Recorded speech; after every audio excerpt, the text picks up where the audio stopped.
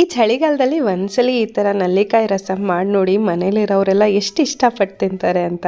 ಇದನ್ನ ಮಾಡಕ್ಕೆ ನಾನು ಒಂದು ಪುಟಾಣಿ ಚಮಚದಲ್ಲಿ ಜೀರಿಗೆ, ಅರ್ಧ ಚಮಚದಷ್ಟು ಮೆಣಸು, 2 ಹಸಿರು ಮೆಣಸಿನಕಾಯಿ, ಕರಿಬೇವು, ಕೊತ್ತಂಬರಿ, ಬೆಳ್ಳುಳ್ಳಿ ಇಷ್ಟನ್ನು ಹಾಕೊಂಡು ಒಂದ್ಸಲಿ ತರ್ತರಿಯಾಗಿ ರುಬ್ಕೊಂಡು ಬಂದಿದ್ದೀನಿ.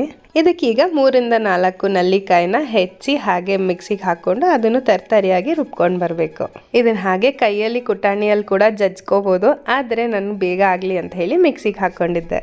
ಈಗ ಏನು ಮಾಡಬೇಕಂದ್ರೆ ಬೇಳೆ ಬೇಯಿಸಿಟ್ಕೊಂಡಿದ್ದೀನಿ ನಾನು. 1 ಕಪ್ ಅಷ್ಟು ತೊಗರಿಬೇಳೆ ಮತ್ತು 1 ಟೊಮೆಟೊ, ದೊಡ್ಡ ಸೈಜಿನ ಟೊಮೆಟೊ ಹಾಕಿ ಬೇಯಿಸಿಟ್ಕೊಂಡಿದ್ದೆ. ಅದನ್ನು ಪೂರ್ತಿ ಕಡಿದು ಅದಕ್ಕೆ ನಾವು ರುಬ್ಕೊಂಡಿದ್ವಲ್ವ ಅದನ್ನು ಹಾಕ್ಕೊಂಡು ಚೆನ್ನಾಗಿ ಬೆರೆಸ್ಕೋಬೇಕು. ನೀರು ಹಾಕ್ಕೊಂಡು, ರಸಮ್ ಆಗಿರೋದ್ರಿಂದ ಸ್ವಲ್ಪ ತೆಳುವಾಗೇ ಇರಬೇಕು, ಹಾಗಾಗಿ ಸ್ವಲ್ಪ ಚೆನ್ನಾಗಿ ನೀರು ಹಾಕ್ಕೊಂಡು ಉಪ್ಪು ಮತ್ತು 2 ಬೆಟ್ಟದ ನೆಲ್ಲಿಕಾಯಿ ಹಾಕ್ಕೊಂಡು ಸ್ಟವ್ ಮೇಲೆ ಇಟ್ಟು 1-2 ಕುದಿ ಬರೋವರೆಗೂ ಕುದಿಸ್ಕೋಬೇಕು. ಕಡೆಯಲ್ಲಿ ಇದಕ್ಕೆ ಒಗ್ಗರಣೆ ಕೊಡಬೇಕು. ಒಗ್ಗರಣೆಗೆ ತುಪ್ಪ ಹಾಕ್ಕೊಂಡ್ರೆ ಬಹಳ ರುಚಿಯಾಗಿರುತ್ತೆ.